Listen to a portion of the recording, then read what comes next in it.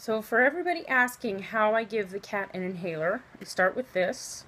So here's the inhaler, that's the chamber, there's the mask, and there's a little tiny flapper here, and this is Milo cat.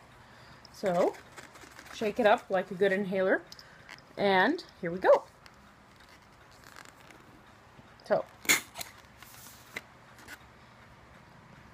we hold the mask on Milo and let the flapper move for 4 times. So 1, 2, 3, 4, and that's it. And that's how you give a cat an inhaler.